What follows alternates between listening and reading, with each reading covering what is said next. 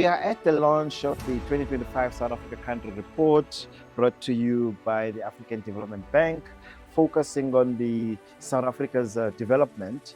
And today we're happy to be joined by Dr. Joseph Matolla, the head of Economic Diplomacy Program at SAIIA. Dr. Matolla, welcome. Please tell us, you had a great point here in the panel and you were telling us more about SAIIA as a think tank with the G20. Yeah. Okay, thank you very much for having me. I was trying to emphasize the role that South Africa's G20 presidency is playing in terms of promoting the interest of African countries and the African economy. There's been a very consultative process that the government of South Africa has undertaken. It has engaged think tanks, the business sector, youth, and other sectors of the economy, trying to make sure that the agenda that has been put forward on the G20 reflects all of the interests of these sectors in the African region.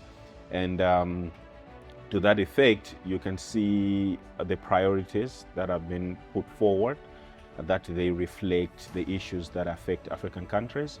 I think the most prominent one is on a development financing, making sure that there is adequate resources that are going to the African region to promote the financing of SDGs, climate change, and all other development issues.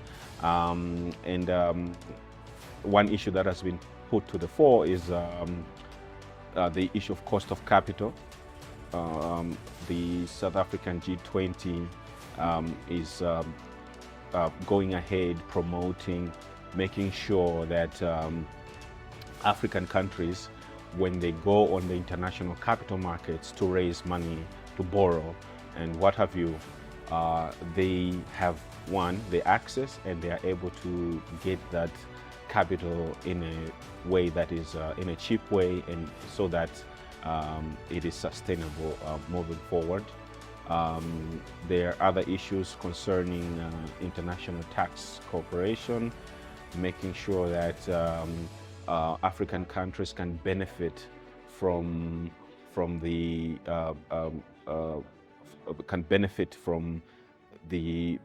profits that multinational organizations generate from their economies. Those are some of the main issues that are being pushed forward as far as development financing is concerned. I would imagine that you've read this report before it was launched today. What kind of risks, when you read this report, think that it might clash with some of the work that you guys are doing at G20? Of course, I didn't read the report beforehand. We've just received it here, but listening to the presentations that are made, I think some of the risks that I see is the low growth that the country, as South Africa, continues to have. I think at less than 1%, it's still very problematic. And with that, you will see that another figure that is alarming is that because of this low growth, the fiscal deficit continues to widen, and the debt continues because of low revenues that the countries will be generating.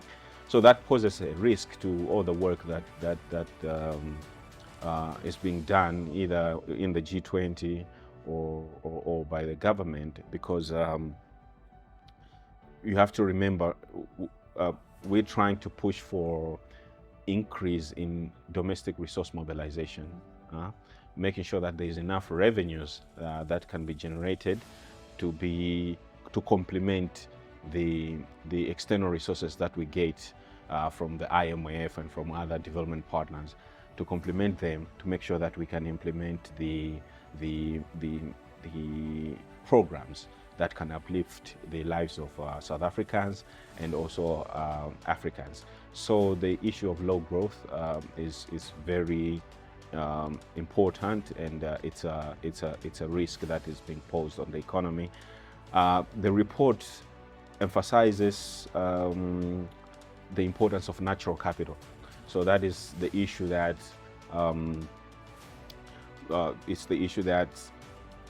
Africa and South Africa, by extension, is blessed with a lot of natural capital, minerals, critical minerals, forests, and what have you.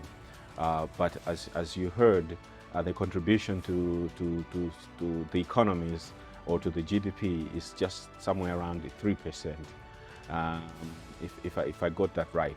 And that is another problematic issue. Why would it be so low? One would think of, like, with critical minerals that are needed practically in the new digital economies. Yeah. Why would it be so low still? What are the factors that you think are the bottlenecks to it? That is the question. So I think there's some structural problems with beneficiation and value addition. I think not just South Africa, but African countries mostly, we don't go much beyond the extraction. After the extraction, so we still sell and export as primary commodities, and that has a problem, because the beneficiaries of that are the countries that import those critical minerals and add value and produce the high-end products. I think that is one of the problems. The other could be the issue of governance, corruption, and issues like that. That still needs to be addressed to make sure that all the rents that come out of this minerals and this natural capital are accrued to the economy and to the people of South Africa. I suppose to accrue, I mean, one thinks of South Africa is a member of BRICS. You have the new development bank. It's a meaningful facility for South Africa to have major projects for beneficiation program and policy. Why is that not happening? And how would you relate that to the conversations you as the think tanks advising the leaders? Yeah, I think the issue is always, I mean, there's the global order of things, the status quo. Moving from the status quo is always difficult because you have players that are already in there that need to protect their market and what have you. So I think that's one issue. I think another problem is this I put to the African institutions. Implementation. We have identified policies, projects that can help promote such issues. Okay, the AfCFTA, for example, the African Free Trade Agreement, is meant to help with value addition through intra-African trade, but implementation is near non-existent. So I think this is also a problem that as Africans we need to address. So yeah, I'll put it there. With this report, when you were listening to the presentation, what came across to you as new findings? I would imagine some of these issues have kind of been outlined in such reports for some time now. What today made it for you as the kind of new findings that you think that there's much more better opportunities? There's still some light at the end of the tunnel? Yeah.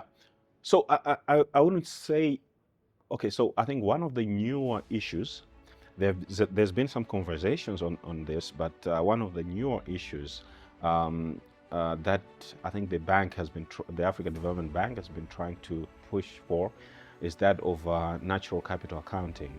So this is the idea that if you look at Africa, Africa is worth it in terms of the resources we have, but those are not reflected in when we're assessing the economy, when we're coming up with the GDP numbers and what have you.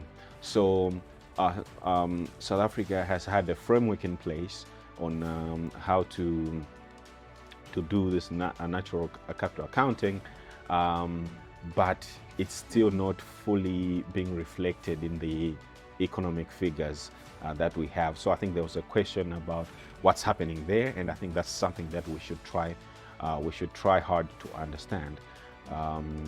I think this is an important issue because if we are able to properly account for the resources that we have, the natural resources that we have, it solves many problems. It's not just about raising the GDP numbers, but it's also it automatically reflects in our credit status because it shows we are worthier than what was being assumed, meaning we can pay we can service the debt that we have been taking. We have that ability, and therefore creditors should be looking at us as not a risky. You know, we have seen South Africa being downgraded left, right, and center in terms of its credit standing, but that doesn't consider the worth that the country has. So I think that's a very important issue that the report was trying to also highlight. Is this issue on the G20 conversations? Yes, there's been some of those conversations in the G20 climate and just transition issue, but I'm not really very well conversant with that. But I know that in some of the discussions that we've had, like the T20, we had a T20 mid-year conference 2 weeks ago, and these issues were also being discussed under the climate and just transition. So this one can say will definitely be a game changer, making South Africa's capital work better for its development. Yes, it would be a game changer. I would say it would be a game changer. It's about picking up speed in terms of implementation. Yeah. Mr. Matolla, Dr. Matolla, thank you so much for joining us today. Thank you for having me.